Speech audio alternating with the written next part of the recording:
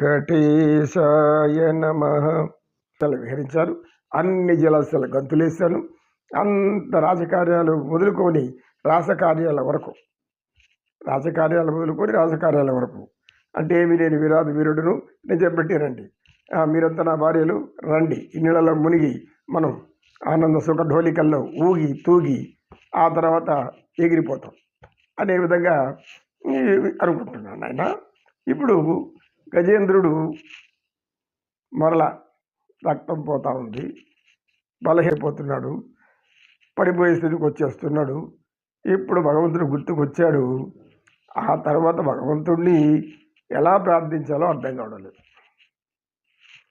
భగవంతుడిని ఎలా ప్రార్థించాలి? మనకు పురోహితులు, ఈ అర్చకులు, జ్ఞానులు వీళ్ళందరూ కూడా దైవారాధనలో ఆ పద్ధతి నేర్పిస్తారు. ఎందుకంటే అందులో వారు జీవించి జీర్ణించుకొని తరించి వాళ్ళు చాలా నేర్పరులుగా ఉంటారు. అంటే దైవాన్ని ఈ పద్ధతిలో, ఈ శాస్త్రానుగుణంగా ఆగమ శాస్త్రం ఇలా చెప్తుంది, ఆ శాస్త్రం ఇలా చెప్తుంది, ఈ పద్ధతిలో వెళ్తే భగవంతుడిని మనం అనుగ్రహం పొందవచ్చును. ఈ సత్యం చెప్తారనమాట. ఈ సత్యం మనకు తెలియకపోతే మనం ఎలా పూజ చేస్తాం? ఎలా అన్నా పూజ చేసుకుంటాం, ఏదో ఒకటి చేసేసుకుంటాం. వెంటనే ఎవరో వచ్చి ఏంది ఇలా చేస్తున్నావు, అలా చేస్తున్నావు, తప్పు చేస్తున్నాను, పొరపాటు చేస్తున్నావు, అయితే ఏదో చెప్పండి స్వామి కలిసి చెప్తారు, నేర్చుకుంటాం, చేస్తాం. ఇలా ఈ పద్ధతులు ఇవన్నీ కూడా క్రమ పద్ధతిలో చేసి క్రమశిక్షణ అనేది వస్తేనే దైవజ్ఞానం వస్తుంది. క్రమశిక్షణ లేకుండా దైవజ్ఞానం రమ్మంటే అక్కడి నుంచి వస్తుంది, రాదు. మనిషి జీవనానికి భగవంతుడి యొక్క భక్తి, జ్ఞానము ఇవన్నీ రావాలి అంటే క్రమశిక్షణమైన జీవితం ఉండాలి. ఏంటా క్రమశిక్షణ? నిద్ర లేచేది మొదలు మన మనసును ఎలా ఉంచుకోవాలి, మన ఆలోచన ఎలా మార్చాలి, మరల్చాలి, దాన్ని దారిలో ఏ దారిలో పంపాలి, అసలు ఈ మనసు అంటే ఏంది, ఇది ఎంతమైన ఆలోచనలు చేస్తూ ఉంటుంది, ఇవన్నీ కూడా ఆలోచించాలి. ఇవన్నీ ఆలోచించుకుంటా ఏదో వేసిన తెల్లస్నానం చేసేసి 4 పూలు తెచ్చి దేవుడు ముందర పెట్టేసేసి స్వామి దండం అయిపోయింది, నా భక్తి, నా పూజ, ఇంకా నా కార్యక్రమం వెళ్ళిపోతాను. వెళ్ళిపోయి చేసేది ఏం కార్యక్రమాలు? చేయలేని కార్యక్రమాలు చేయొచ్చు, చేయలేని కార్యక్రమాలు చేయొచ్చు, మంచి పనులు కూడా చేయొచ్చు, అన్ని రకాల పనులు చేస్తుంటారు మనం. ఇప్పుడు ఈ గజేంద్రుడు అలాగే ఏమారాడు? నేను ఇలా ఉన్నాను, ఇప్పుడు ఎందుకు ఎట్టయిపోయా అని. ఇప్పుడు కాపాడేవాడెవరు? దేవుడు ఎక్కడ? అయ్యో ఎక్కడున్నారు అని కొంచెంసేపు అనుకుంటాడు. ఎట్లా కాపాడాలి, ఎట్లా వేడుకోవాలి, ఆయన ఎవరు, ఎలా తెలుసుకోవాలి అని అంటున్నాడు భార్యలతో. మళ్ళీ నేను ఎందుకు రావాలి, ఇక్కడికి రావాలి, ఎందుకు ఇక్కడికి రావాలి, ఈ నీళ్ళలో ఎందుకు మునగాలనుకోవాలి, ఇది ఇక్కడ ముసలి నా కాళ్ళు ఎందుకు పట్టుకోవాలి, నా కాళ్ళే ఎందుకు పట్టుకోవాలి, ఇంతమంది భార్యలు ఉన్నారు, వాళ్ళ కాళ్ళంతా పట్టుకోకుండా, అందరి కాళ్ళు పట్టుకోకుండా నన్ను ఎందుకు పట్టుకుంది? ఇలా అనేక మంది మనస్తత్వాలు ఉంటాయి. ఏమని? ఈ కర్మ వాడికి రాకుండా నాకెందుకు వచ్చింది? ఏదో జబ్బుంది, నేను అది చేశాను, ఇది చేశాను, గొప్ప గొప్పగా చేశాను, నాకెందుకు ఈ కష్టం వచ్చింది? వాడికి వచ్చింటే బాగుండే.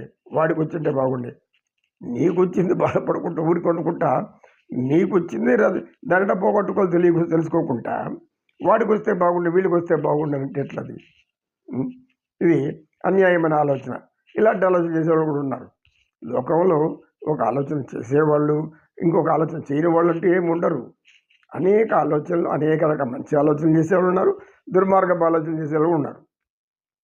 ఇంకా వీలైతే ఎవరో ఒకటి పిలిపిస్తాడు, ఏదో ఒక వ్యక్తి, నా చేయి చూసి చెప్పు, ఈ రోగం నాకు కాకుండా వాళ్ళకి పోయేలాగా దీన్ని అట్లా రూట్ మార్చు, ఈ బాణను అటు తిప్పిట్టుపో, ఇదేమన్నా వంకట్టింక రోడ్డా? నీ కష్టం వచ్చి వేరే వాళ్ళకి కష్టం వస్తే ఇదేమైనా భగవంతుడు మెచ్చుకునే పనేనా? ఇలా ఈ గజేంద్రుడు ఆలోచిస్తున్నాడు అండి నాయనలారా. వీడు ఇలా ఆలోచిస్తూ ఇప్పుడు కొంచెం జ్ఞానం పెరిగింది. ఆ జ్ఞానంలో ఇప్పుడు భగవంతుని ఏం ప్రార్థిస్తున్నాడంటే, దైవం ఎక్కడున్నాడు, ఏం చేస్తున్నాడు అని ఆలోచించి అందరి సలహాలు తీసుకొని ఇప్పుడు ఒక ఉన్నతమైనటువంటి కొంచెం ఇప్పటి నుంచి కొంచెం ఉన్నతమైన జ్ఞానం వచ్చింది. ఆ జ్ఞానంలో దైవాన్ని ఏ విధంగా పిలవాలి, స్తుతించాలి అని కొద్దిగా స్ఫురించింది.